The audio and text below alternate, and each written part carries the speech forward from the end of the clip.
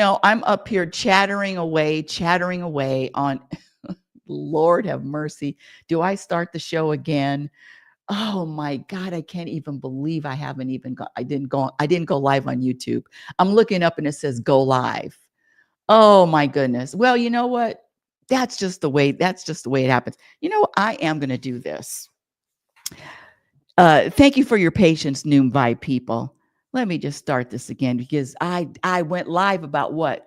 8 minutes ago, and I've been chatting for 8 minutes. Hold on. It's called a rewind. Let's go. Oh, I can't believe that. I can't believe.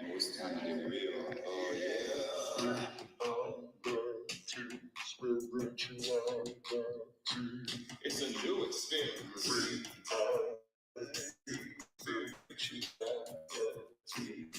Yeah, keep your ears open for this one. You got a question for RL?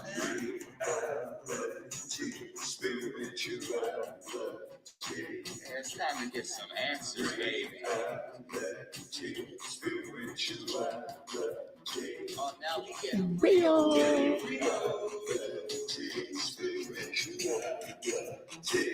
Time to get down.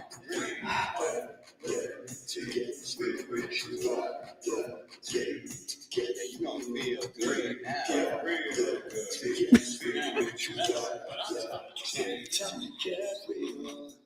Oh my goodness. That's life. That's the break. One of these days, I'm going to get a producer. Welcome again to Reality Spirituality. I already gave the introduction. And if you were listening on YouTube or StreamYard, you missed 8 minutes of it. However, if you want to go back on Noon Vibe, you can listen to the first 8 minutes. I just a quick introduction. Rebecca L. Norrington, happiness specialist, global peace practitioner. What? I'm not going to do it again. I can't. Can I? No, I'm not going to do it again. Let me just do a quick, and thank you for your patience, Noon Vibe. If you check out, I understand. That's what happens when I don't push 3 buttons instead of just 2 buttons. Okay. So back to this happiness thing. When I say happiness, I'm talking about a practice skill. When I scratch that, I'm talking about an energy of vibration of contentment. And that's it. Is it possible to vibrate and have an energy of contentment regardless of what life hits you with? Just like what I was hit with a while ago. Didn't go live. Thank goodness. It could be worse. It could have been the show has been over and then I didn't hit live. And that's happened before too. But what I practice, and raise your hand if you're with me. I can feel your hands up. Whatever is happening in the moment, it's supposed to be happening, including the technical difficulties, the technical glitches, the car not starting, all of it. Can I just sit back? And when I say I'm talking about Rebecca, can Rebecca just sit back and chill and be okay with whatever she's confronted with? Well, not a lot, but I'll tell you what entity can. And when I practice identifying with that deeper soul, spirit, consciousness, awareness, presence, the all, when I practice identifying with that, I'm here to tell you that life not only gets easier and more peaceful, there's almost nothing to do other than inspired action. There's almost nothing to do when you are communicating and accepting, scratch the accepting, communicating with the universe, God, source, higher power, whatever you want to call it. There is a direct communication. If I have guidance, that means you have guidance. And it all comes from practicing listening and being patient. And even to the point of I'm just speaking for myself, even to the point of not taking any action without guidance. That's a practice. Let me just do a quick, just a quick, because I have a lot of new listeners and a new not followers, but just new audience. I like to say that new audience. And what I wanted to share is the beginning of the show. Again, if you listen on YouTube, I did about 8 minutes of the intro, but I didn't push to go live yet. So you missed the introduction. Anyway, so what I say is this happiness, this energy of contentment is a practice. It's a practice skill, and there are no breaks. There's no time off. There's no vacations. There's no downtime. It is constant living with awareness, self-awareness. Okay, let me just share this one. There is a study done by a hospice nurse. Her name is Bronnie Ware, Bronnie Ware, and she has done this. It's probably 20 years old now. It's been a while. It's been at least 15 years. And it's called, you know what, I should look that up. It's called The 5 Most Common Regrets of the Dying. The 5 Most Common Regrets of the Dying. And so these people that she questioned and studied, they were in hospice, and there was a limited amount of time to live. And she asked them, what are your 5 biggest regrets? And the answers came, and there's 5 answers that kept coming back over and over and over again. And let's see, she says she worked in taking care of terminally ill people, most of whom had less than 12 weeks to live. Her patients were typically old with very serious illnesses waiting to die. Yikes. So knowing that you only have a few more days to live is a bitter pill to swallow. But I think that these answers to this question, what are your 5 biggest regrets, is very powerful. Number 1, I wish I would have pursued my dreams and aspirations and not the life others expected of me. Number 2, I wish I didn't work so hard. I don't have that problem. Number 3, I wish I had the courage to express my feelings and speak my mind. I don't got that one either. Number 4, I wish I had stayed in touch with my friends. I always say that, this staying in touch with friends, sometimes we just outgrow people. And it's time for different people to come in and different people to leave. It's just part of this journey we call life. And then the 5th regret is, I wish I would have let myself be happier. Bam. And that's where I come in. And when I was younger, you remember blowing your candles out on your birthday cake and making a wish. I always wished for the same 2 things. I wanted to live to my potential. Sorry, Jay, you've heard this a million times. I wanted to live to my potential, and I wanted to be happy.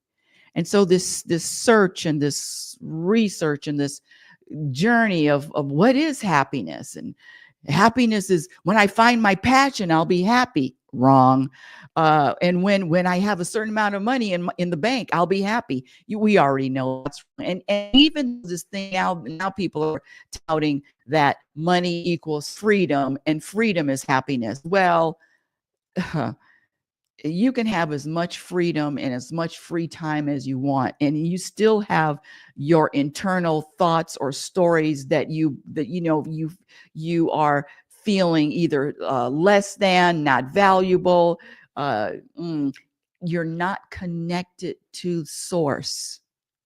You're not, when I say not connected, not aware of the connection, because everybody is connected, not aware of your intent, not aware of your connectiveness to this, this creator, this creation.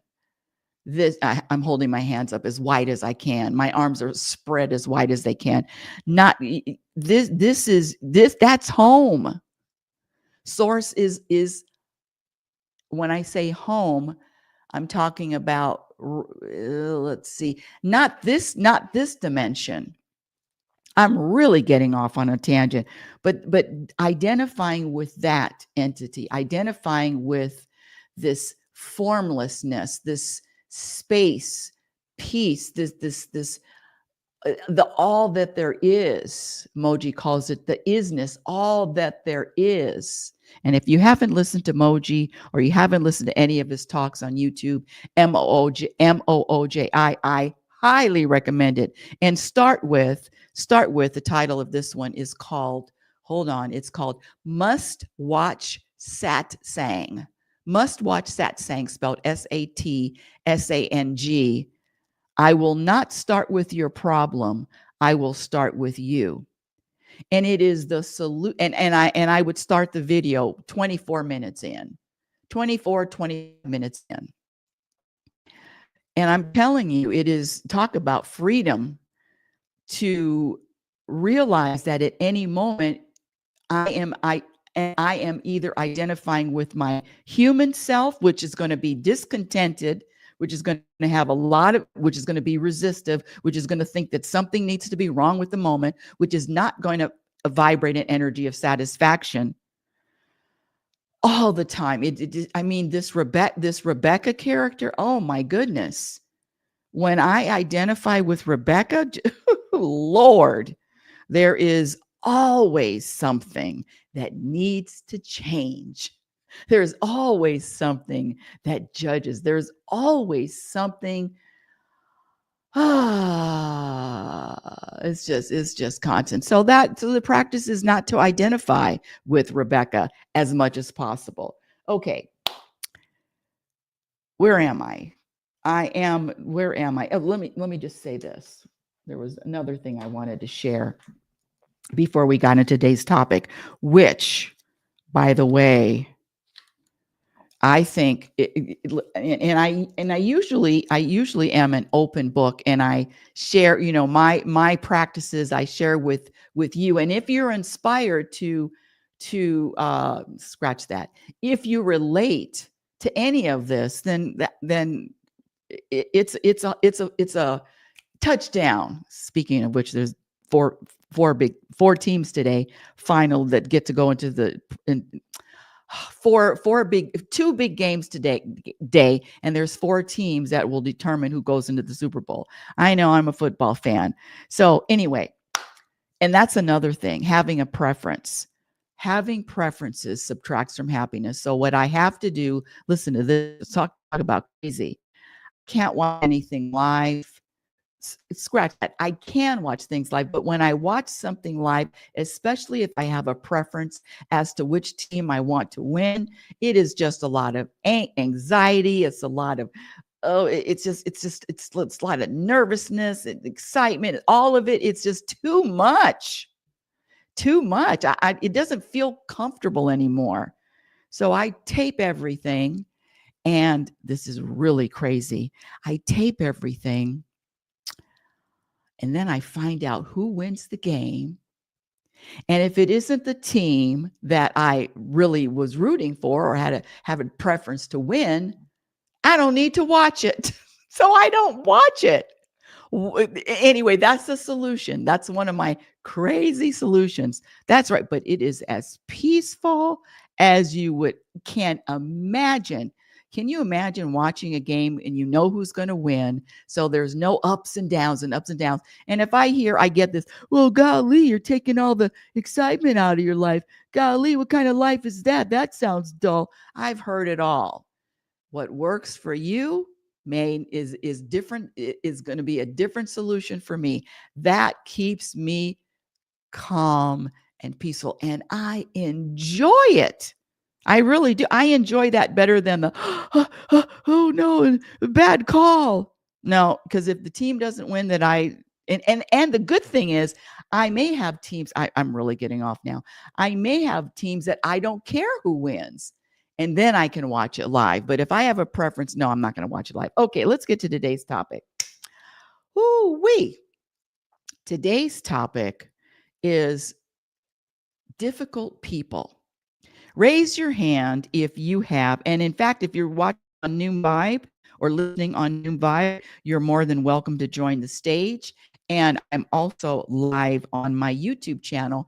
By the way, every Saturday morning at 9:15, I go live on YouTube and Noon Vibe with my son. It's called What Happens When a Mother and Son Make Sense Out of Nonsense, plus more. 9:15 every Saturday morning live. Okay, back to the topic. Difficult people. How many of you have difficult people in your life? And usually everyone raises their hand. Yes, I have difficult people. And the interesting thing about difficult people is, oh gosh, it's so annoying. They're there to teach. I'm going to speak for myself because I'm not going to say they're there to teach us. No, I don't use us or we. They're there to teach me a lesson. They're there to teach me how to transcend, how to transcend, how to practice, how to practice growing so large. And let me ask you this question. Is an elephant bothered by a gnat? Spelled GNAT. Is an elephant bothered by a gnat? And the answer is no, unless the gnat is flying around in their eyeballs. But if they're just riding on the back of the elephant isn't bothered by a gnat. So it's my job, my responsibility to grow to the size, not to the size of an elephant, but to grow enough so a gnat, which am going to label difficult person, it's not even it's nothing.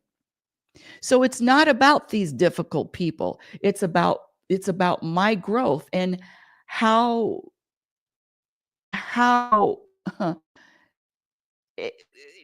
and since I am the elephant and I'm labeling a difficult person a gnat, how can a gnat bother me unless I haven't grown to the point, oh, they're going to bother me. So I'm going to challenge you. I know I get a lot of pushback and people don't get happy or not happy with the message, but there is no such thing as a difficult person. Now hold on a second. Let me just sit back a little bit. I'm not talking about people that are really mentally ill. I'm not talking about, and I really do mean that sincerely, mentally ill people. I'm talking about your everyday, even though these people, everyday people, some of them are mentally ill. Well, don't we all have some kind of illness? When I say mentally ill, what I mean is, scratch that. What I'm trying to share is that when I was programmed to the point of not even being able to recognize that I was programmed, that my responses, my reactions, I had no control over them. I'll give you the example of if you're driving, road rage. And there are a lot of people that are just angry when they're driving. And don't tell me you're honking your horn because someone else on the road did something and made you angry. No, that's not the truth. You were angry before you honked your horn. But the pointing the finger and blaming the world or another person for how you're feeling is just not the truth. Your feelings are your responsibility, and you're feeling whatever you're feeling, not judging it. You're feeling whatever you're feeling, including anger, has nothing to do with any external circumstances. I know. That's a hard one.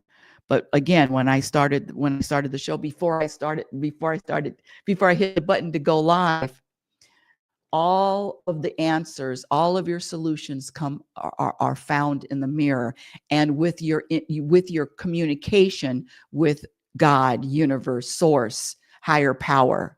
That's it. The person in the mirror. So I'm not, I used to, and yes, Rebecca was programmed like a motherfucker, programmed to believe that it was out there. It was someone else that hurt my feelings. It was someone else that offended me. It was someone else that caused my anger. It was someone else, or was another circumstance that the reason why I'm feeling like this. No, it's not. I know. It hurts, but it's not. But that is a powerful revelation, because it isn't anything outside of you, nothing outside of you, nothing. That's a practice, not an easy one. Let's get back to difficult people.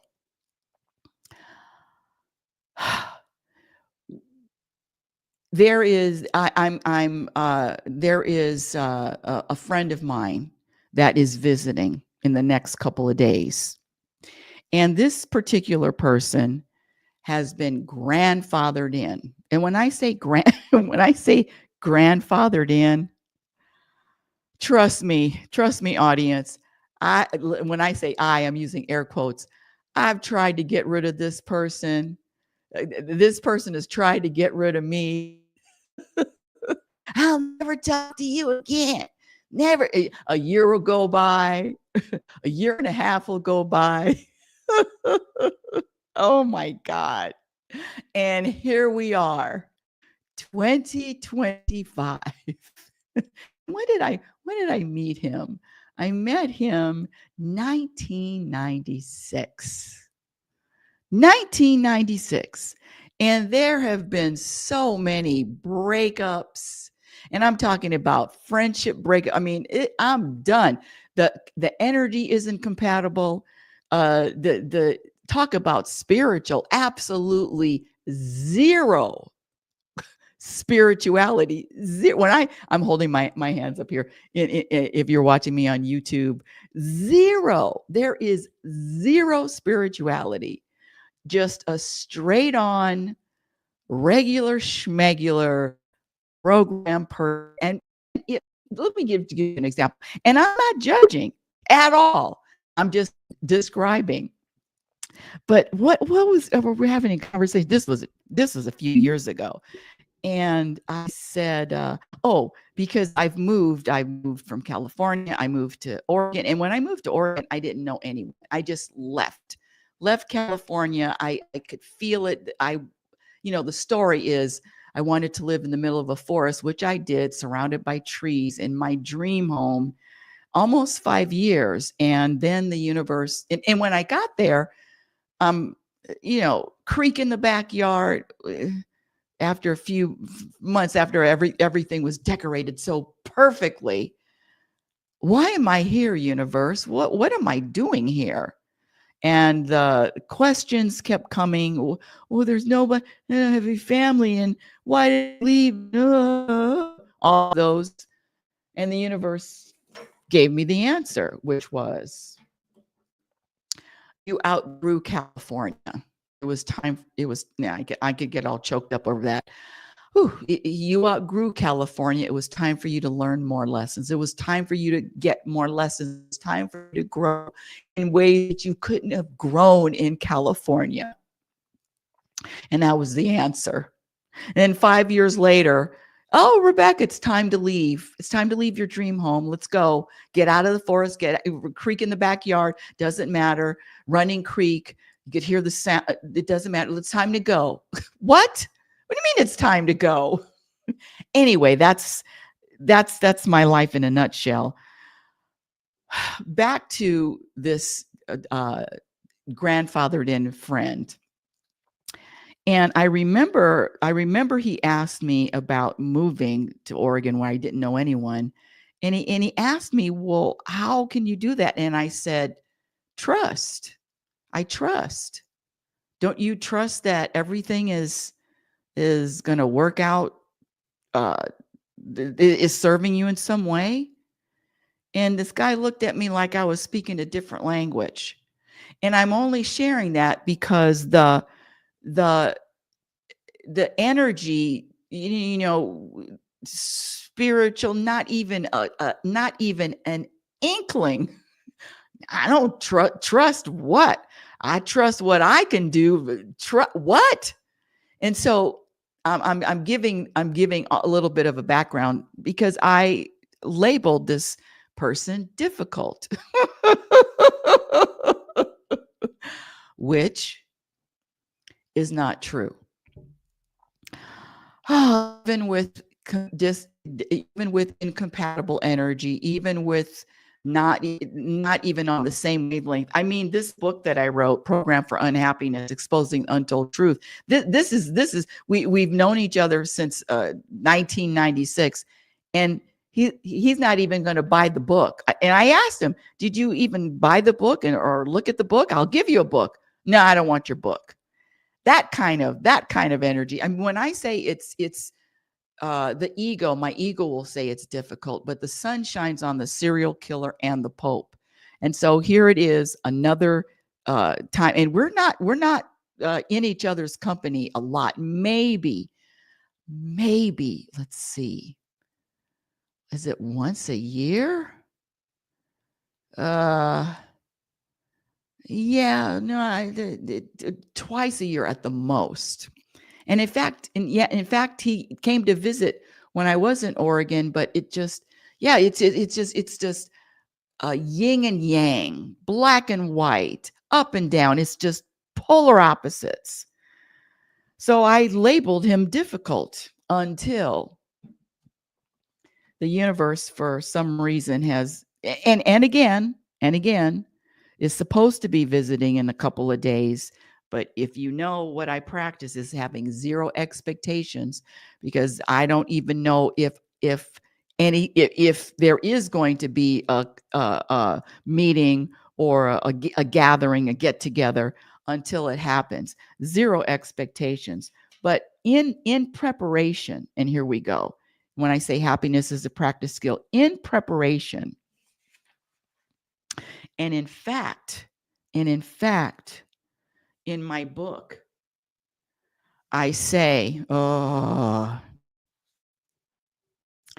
is it possible? And this is chapter 11, and I'm just going to read a little bit from it. Is it possible to experience peace in all relationships? Is it possible to create peace in relationships, even if that other person is labeled difficult, toxic, a narcissist, or even an asshole? As I used to call him an asshole all the time.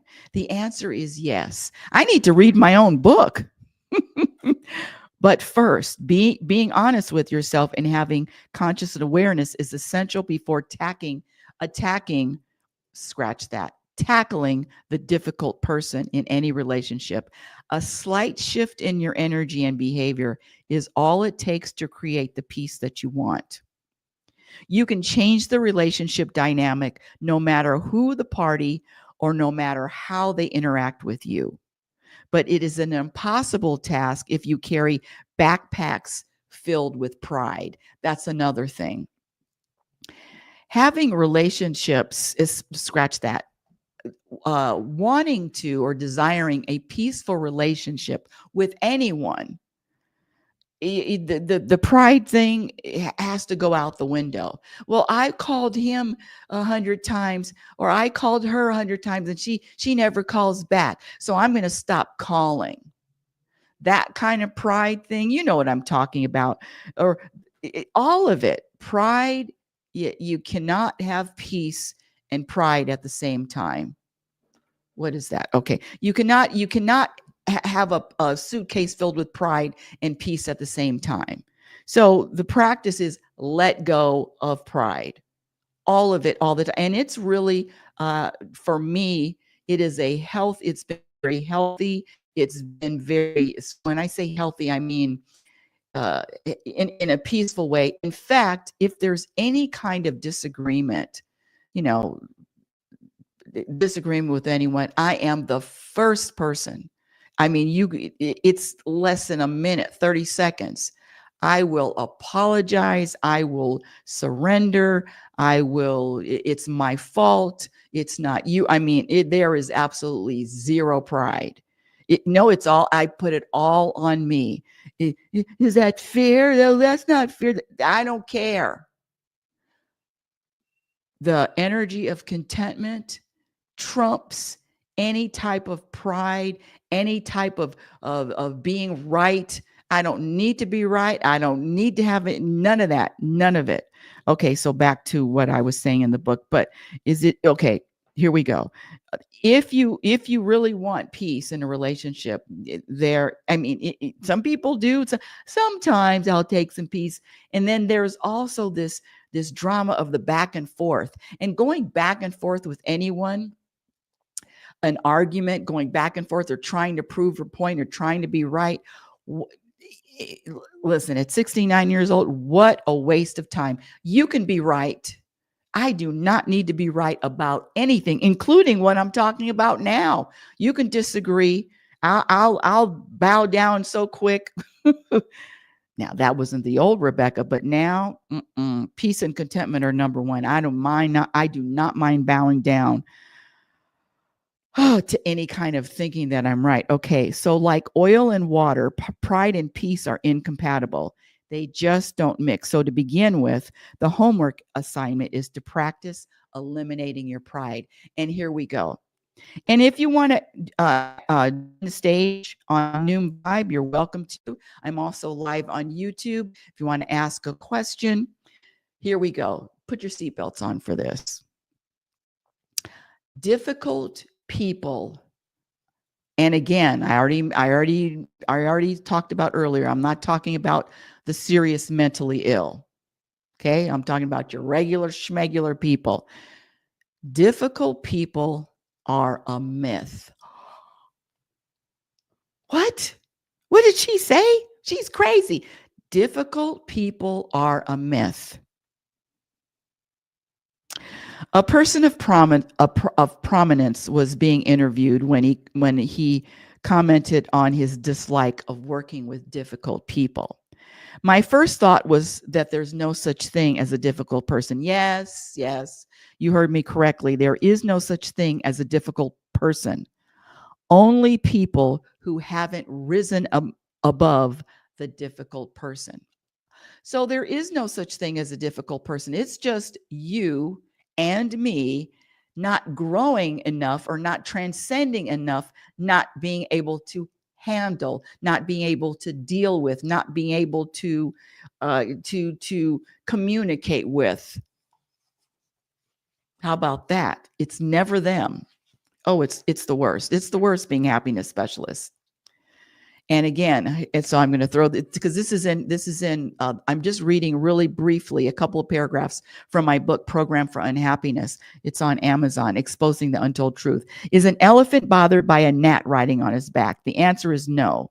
The responsibility of maintaining peace in any relationship always falls back on you, my dear audience. Sorry.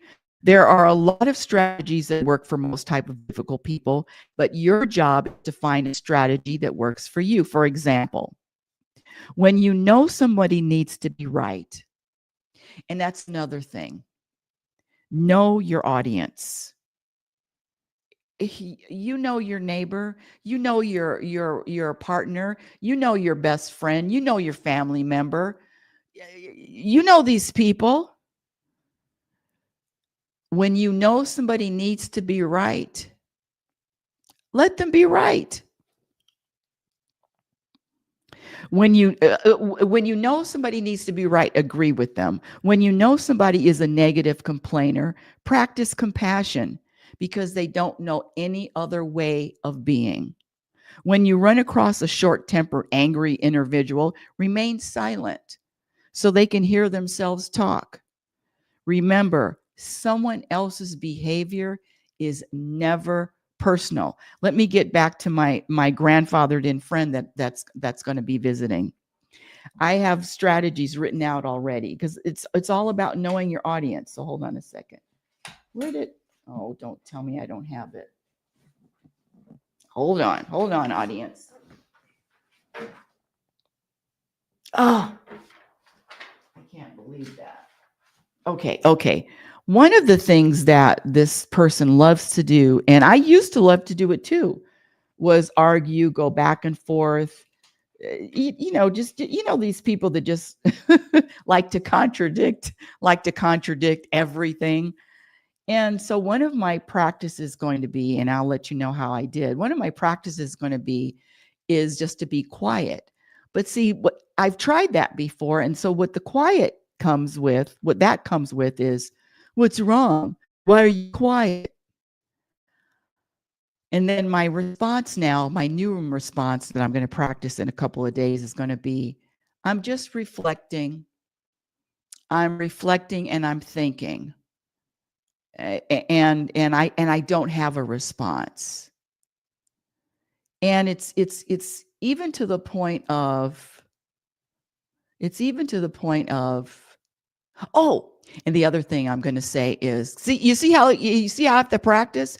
The other thing I'm going to say is, I'm realizing, and I'm realizing more than ever, that everyone doesn't have the same opinion that I do. And everybody has a different perspective.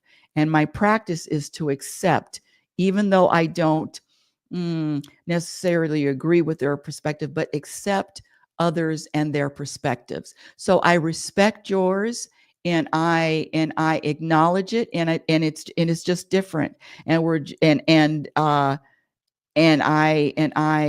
honor your perspective. I mean, I've been practicing that.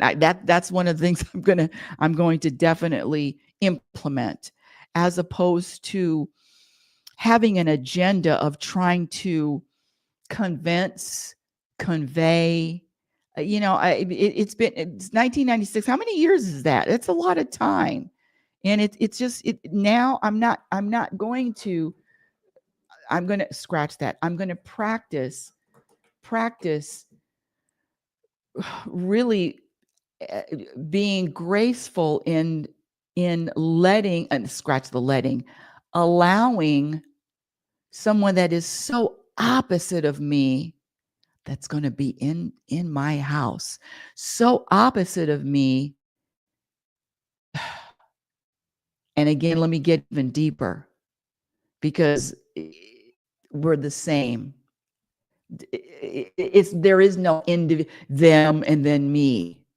There is a connectiveness to every human being. And when I say human, we're all connected. I mean, when you really get down to it. So even viewing him as different or separate, it's not true. So you see how these difficult people can aid in transcending? Ugh, it's annoying. You can't even believe. Let's see. So there are a lot of strategies that work for most type of difficult people. When you run into a short-tempered, angry individual, remain silent. I already said that. Understand that these people you label difficult may be deeply hurt. Hurt people hurt people. That's not my line. I like that though. Hurt people hurt people.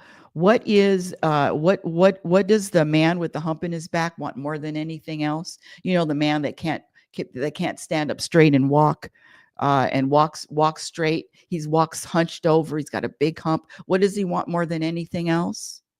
No, it's not to get rid of his hump, and no, it's not to find a woman with the hump. I heard that one.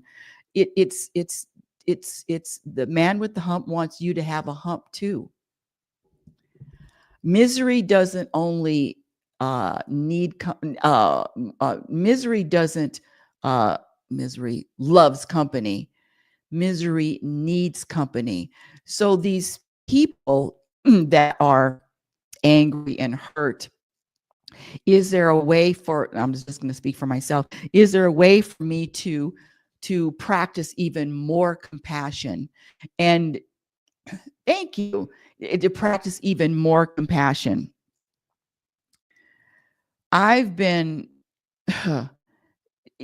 and see, what's difficult for Rebecca is going to be different than what's difficult for Jay, or what's difficult for Peter, or what's difficult for Nathan, or what's difficult for Susan, or what's difficult for Laura, or what's difficult for Sid. It's going to be different, because I am not bothered by anybody yelling at me, doing this thing they call disrespecting. I've been called every name in the book, from selfish to toxic to bitch to disingenuous to delusional to I've contributed zero to the planet. And I actually I get tickled, but don't put me on with customer service and I get somebody that's slow. Lord. And so my challenges are totally different than yours. Boy, oh boy, I have zero compassion for those customer service people, especially when they don't know what they're talking about. You know, what's really annoying, because I just had to call Apple yesterday. And I say really annoying, it's annoying to Rebecca. And they say, well, and I'm not talking to a senior advisor, it's just tech support. And they say, well, hold on a second, let me look something up. So now, I mean, now they're looking something up. Anyway, I digress. Difficult person, you see, but it always comes back to me. And let me throw this out at you, my dear audience. It's time to let yourself off the hook. It's time to let go of this blame or this guilt, or I could have said this, I could have done that. No, everything that is happening, all these experiences, the universe, God wanted to experience that through you. This is a setup. This is a circus. This is a minstrel show. This isn't reality. This is just God having a human experience. And what Rebecca doesn't find funny, the universe is hysterical. Look at her squirming. Look at her over her pouting her lips over someone in customer service. Look at her not liking this house because it's not her dream house. I mean, the universe is laughing, belly laugh. And the human, when I identify with the human, yes, they're going to be difficult people. But when you identify with your higher, your spirit, your soul, your formlessness, there is no difficulty. God doesn't have any difficulty doing anything. Okay. When I imagine or give or practice, again, because it is a practice, and you always get an A+ for practicing. A+, not a B, not a C, an A+ for awareness and practicing. And then let it go. This thinking, thoughts are thoughts or stories in my head, they're not. They're just clouds drifting by. Practice not identifying with your thoughts or your stories. Okay, let's see. I'm just reading again from the book, talking about difficult people are a myth. When I practice identifying with this person and not thinking that they're separate from me, that they are me. Oh God, that hurts. They are me. It's an easier, it is just becomes easier. And then I ask the universe, I ask God for guidance. Assist me, help me. How do I accept? How do I let go? How do I accept these people, these difficult people, what my ego labels difficult? How do I accept these difficult people and embrace them and love them and accept them? Exactly. I needed that sigh.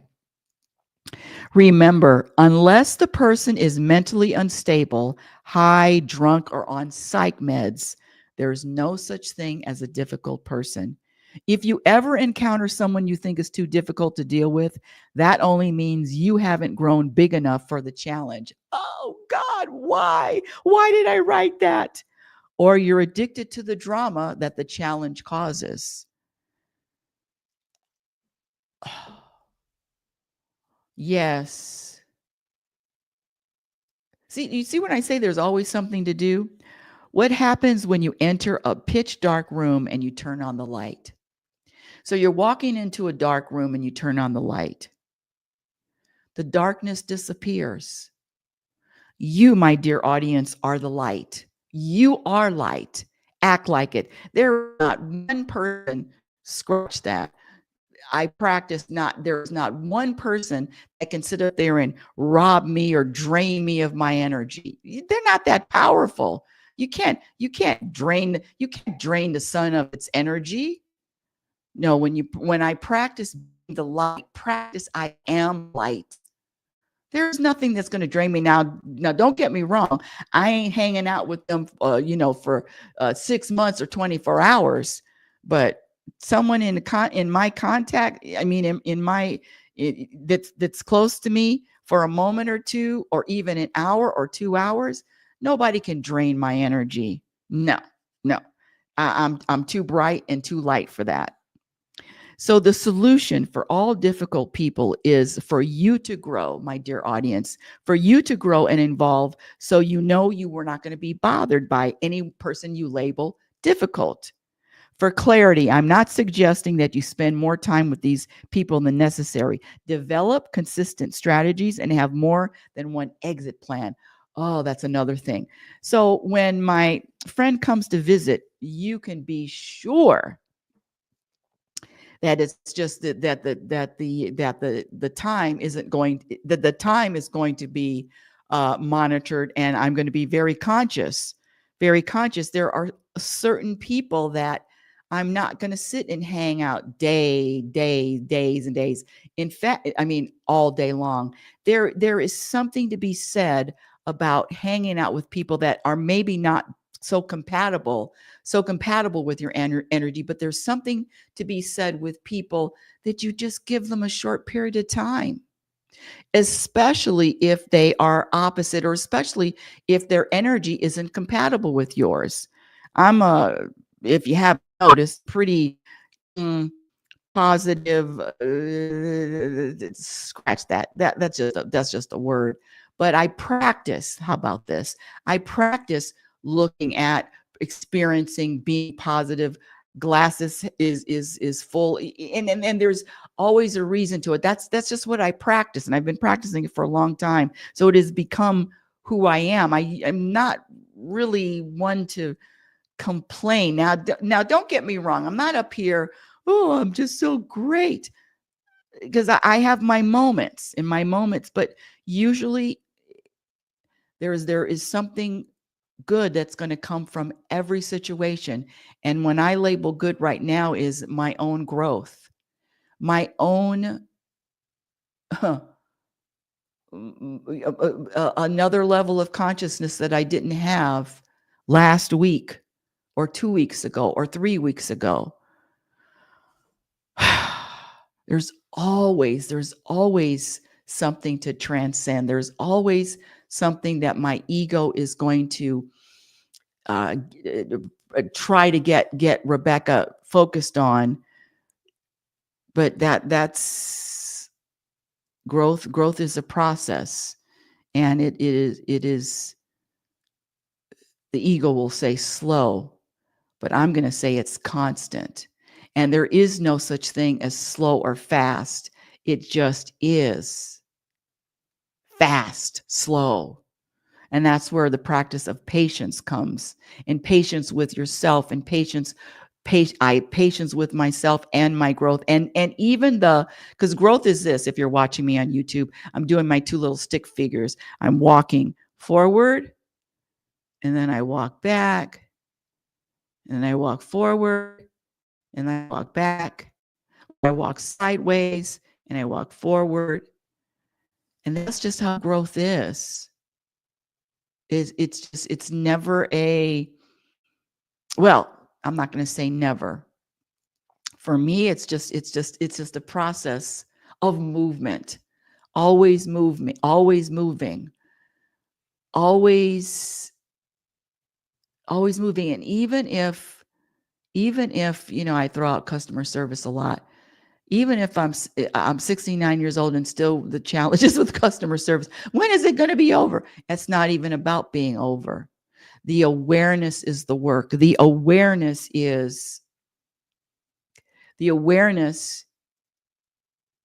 just means there's just more to practice. Okay, the solution. I said that. Let's see. Oh, spending time. Just know, there's something to be said about leaving before the party is over, or leaving right in the middle when everything's getting started. Okay, gotta go. There's something about popping in and popping out, not staying too long. Invited to lunch, these lunches turn into 2-hour lunches, 3 hour lunches. Oh, nope, nope, nope. Time to go. And that's a strategy. And so there's strategies for these quote difficult people. You bounce in, you bounce out. I have some neighbors, then I'm in and out. I listen, a half hour is a long time. So I can bounce in and out in 15 minutes, sometimes 20 minutes. And when it's time to go, you determine that. And but they're going to hurt their feelings. And usually I get this. This is what I get. "Oh, next time, stay a little bit longer." No, thank you. I know he's not listening. My neighbor the other day, because I had to visit. I had to visit. I hadn't seen them in a while. Had to visit, and I remember we got on some topic, and he said, we could talk about this for hours. I said, no, we can't. I'm not talking to you about anything for hours. Are you crazy? Of course, I didn't say the "you crazy" part. So, see, this is the thing. There are strategies. So, you, my dear audience, be mindful and come up with your strategies. And I'll give you some. Less time, less talking, more agreeing, mm, a lot of bobbing your head up and down. Yeah. Oh, I see your perspective, or I understand your perspective, or what an interesting perspective. I mean, there doesn't have to be a back and forth and trying to make someone agree or someone to see your side. For what? Oh, here we go. This is so bad. This is what I wrote. I said, develop consistencies, or develop consistent strategies that have more than one exit plan. Exit plans are the best. So when you're on the phone with a difficult person, because sometimes that happens too, and I'm just labeling them difficult because that's today's topic, limit your time with these difficult people to 5 minutes. 5 minutes, but then I've been on the phone with them for 15 minutes. They're used to us talking an hour. Why talking an hour to somebody that you're labeling difficult? 5 minutes. And the thing is, you have the power. You set up how long the dynamics between yourself and someone that you label difficult. It's a strategy, man, and it works. Limit the phone calls. And if you're in the same physical space with a DP, difficult person, guess what? So how about this? Uh-oh. Now we're getting into now we're getting into something that I get a lot of pushback, including from my own son, because I say yes, you can lie to keep the peace. Yes, lying is permitted. So if I am in a situation, well, I don't have to lie about this one. I just say gotta go, and that gotta go comes with a I don't want to say confidence, but it comes with a firm, I'm going to go. Well, why can't you stay longer? What? I'm just not inspired. I'm inspired to leave. Wow. Oh Lord. And then, but this is a fun one. This is a fun one, audience. So if you're still practicing and you don't really have the voice yet, or the balls, let's say the balls, just to get to that other level and say, I gotta go, then you know what? All of a sudden you put your hands on your stomach, you double over, you buckle over, and do a grimace, and then you've had a sudden attack of diarrhea. That'll get you out of there quick. Yeah, that's a solution. Sometimes you have to lie.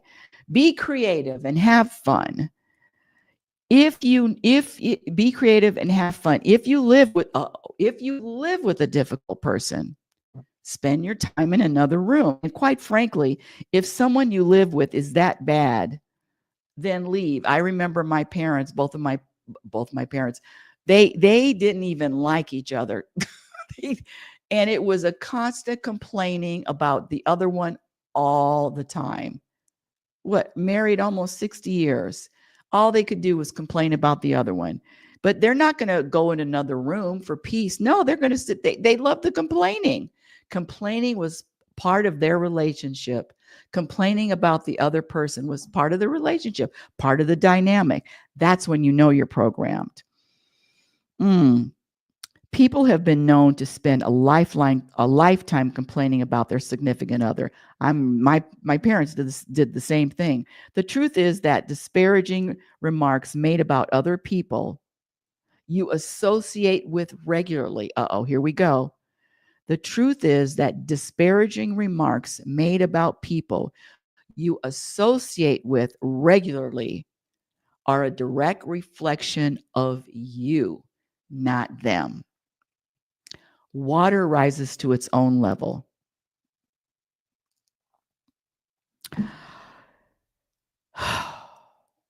There is no such thing as a difficult person, especially when you've gotten to a place where your growth is so it outweighs the difficult person. And again, I'm not talking about people with psych problems, people that are drunk or on meds. None of that. I'm talking about your everyday, regular, difficult person. So what about people that just aren't difficult, just annoying sometimes? What about those people? Thanks for asking. The reason why I have when somebody is annoying, it comes all the way back to me again. There's a lack of acceptance, and guess what? I want them to change. I want them to be different. The lack of acceptance is usually self-explanatory. You, meaning me, do not accept your husband, your wife, your boyfriend, your girlfriend, your best friend, your cousin, your neighbor, coworker, grandparents, cashier, the gym the gym attendant. So it really comes back to the person in the mirror and accepting them.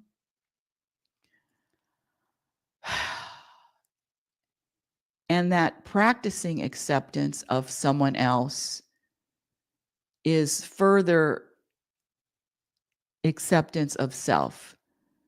There is still something, if I find myself not accepting someone else, or scratch that, not practicing to accept someone else, I know that there's still some acceptance of self that is roaming around there somewhere.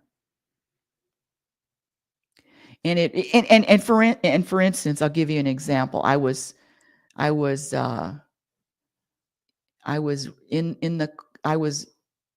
the presence of a friend of mine from the school, and I made a comment, and she said, "Really, that's mean," or that she didn't say mean, but how could you say that? That's not very nice, and that's very mean. That's not very nice. That's mean. She did say mean, and I was scratch that. Rebecca learned a lesson. There are certain things that Rebecca can say to program people, and I say program people, that most of the time, the majority of time, program people are always judging, are always making a judgment about someone else or something that I said or someone else said. Always. That's what program people do. You're programmed to judge, and is a judgment. I'm going to throw Rebecca in there too.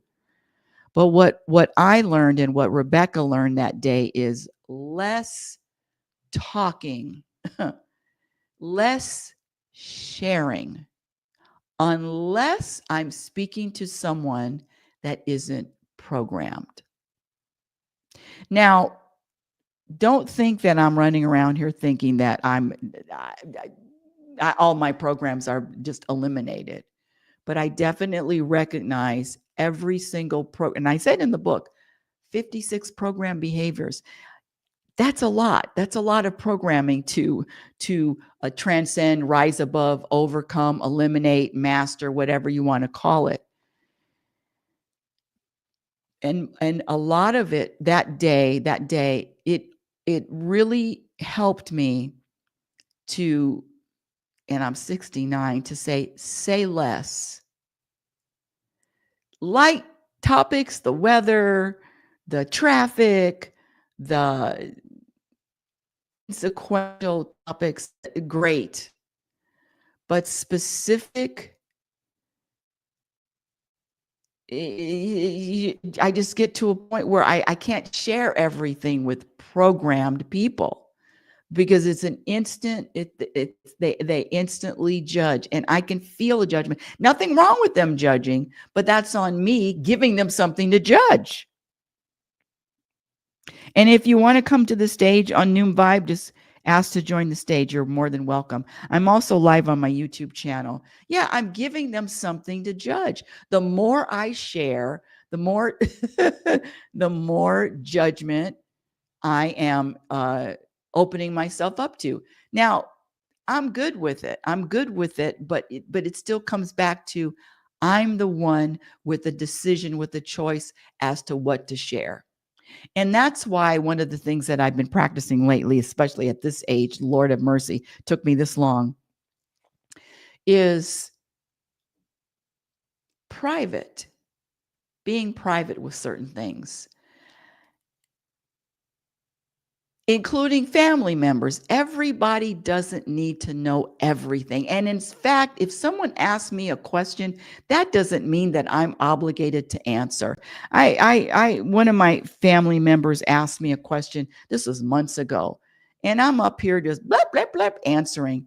And I said to myself, later, of course, I didn't have to answer that question. And there aren't questions that you have to answer. Public, private, and the answer, the response would be, that's private. But thank you for asking. Okay. The 2 reasons why you find someone annoying. You want them to change and lack of acceptance. Wanting someone else to be different and labeling someone difficult, just go right back to the mirror.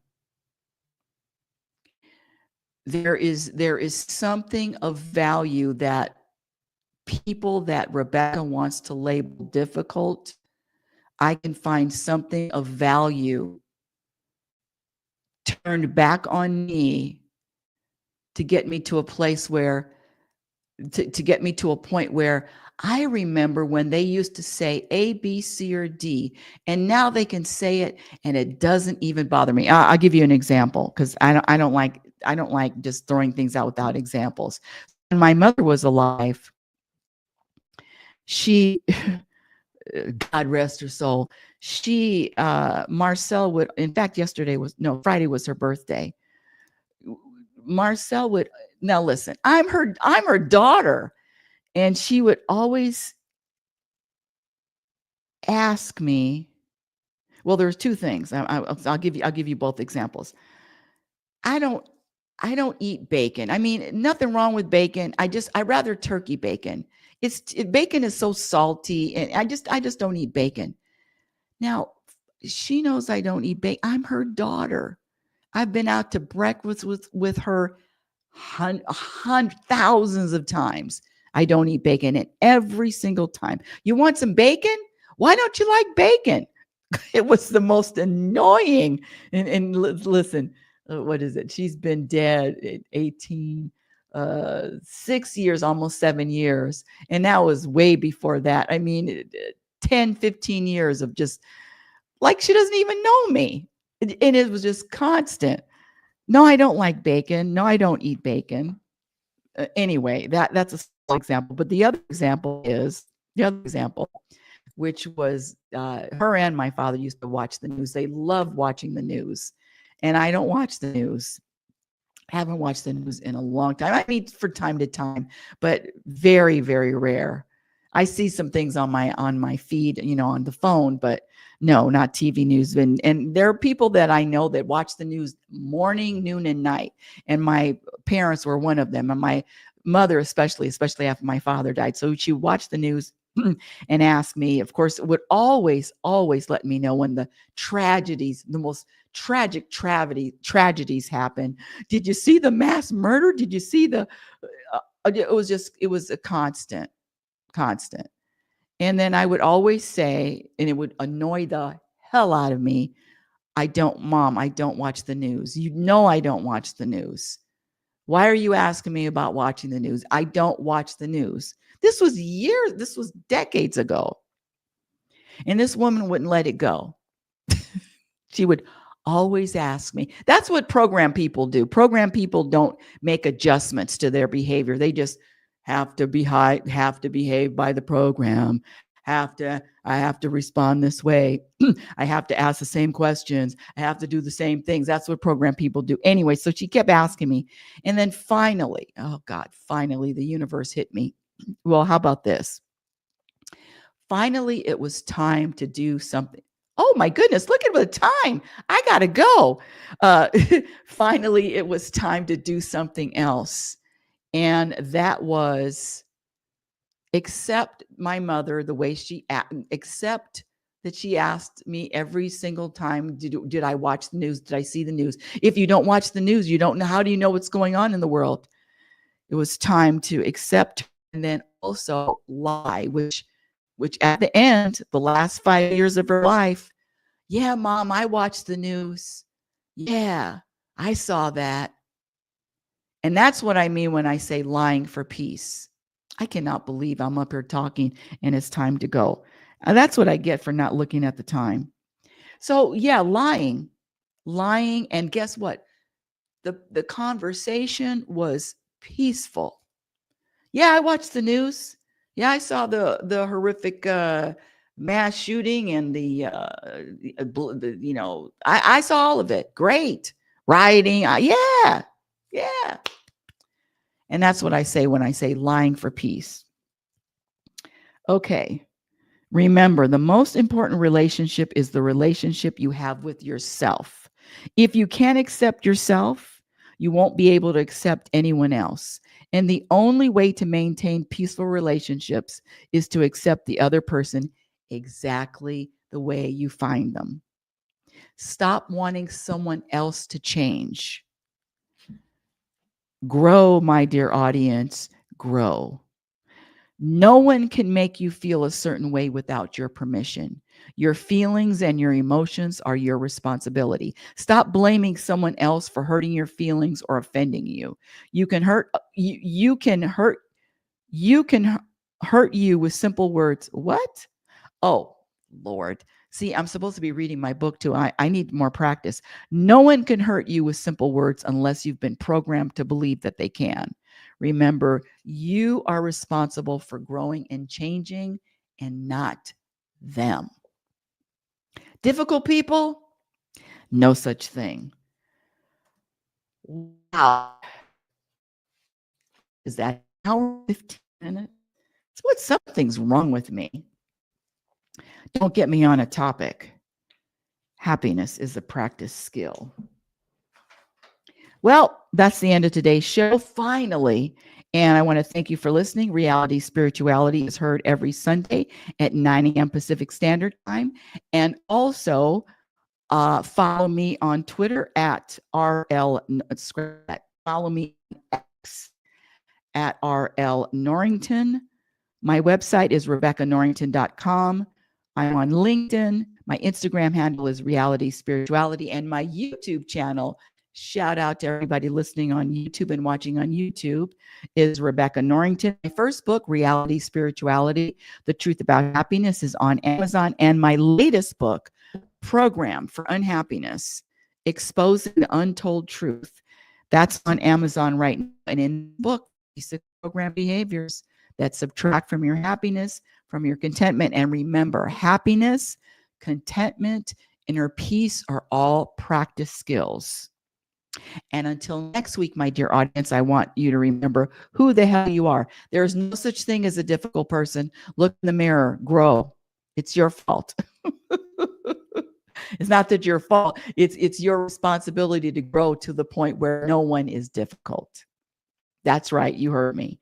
So all these people out here pointing the fingers and hating, I believe this, all this hate, that's another form of mental illness, but I digress.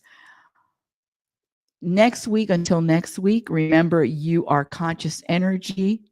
You're always evolving, always changing, always growing. Love is patient and love is kind. Be patient and be kind by accepting yourself in every moment. Be your own best friend. Remember, you can have an end to an unhappy journey. It is about the journey. You've been listening to Reality Spirituality Radio with yours truly, happiness specialist, inner peace practitioner, oracle, but most importantly, a student. Happiness is a practice skill. And I promise you, the more you practice, the more peace you're going to find, and your experience in any moment reflects on what you practice. Now, let me cue up my theme song, my ending theme song, which I have to do manually for reasons that, hold on. I have to put in my password. My password is surrender, ENDER, trust 2019, explanation point. Come on. Come on. Come on. Oh, it's not going through. I typed too fast. Let me try it again. All lowercase. Surrender, trust, 2019, explanation point, return, yes! And here we go.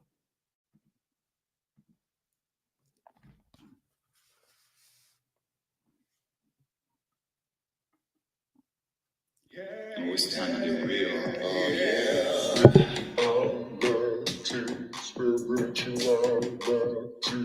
It's a new experience.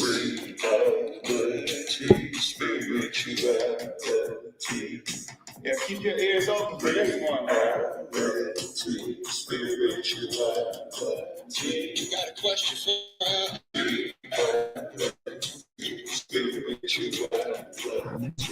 It's time to get some answers.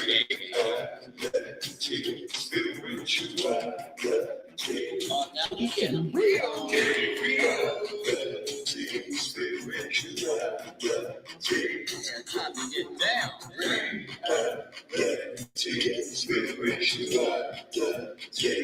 Yeah, you know, Feel good now, real good now.